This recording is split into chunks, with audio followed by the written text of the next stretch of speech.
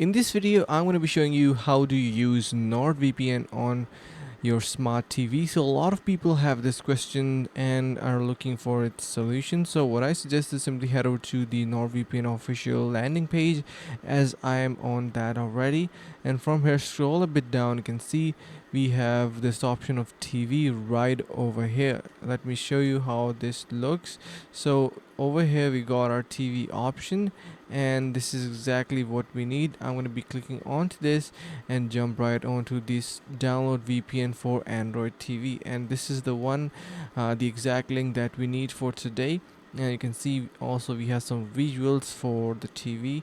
It is also going to be providing you the VPN for your Fire Stick, Chromecast, or Apple TV itself. So whatever TV device that you're using, you have a NordVPN for that. Now before you download it, you can head over to the link in the description of this video to get 70% off on NordVPN. So this is going to be providing you huge value to protect your TV and devices, so make sure to check that out.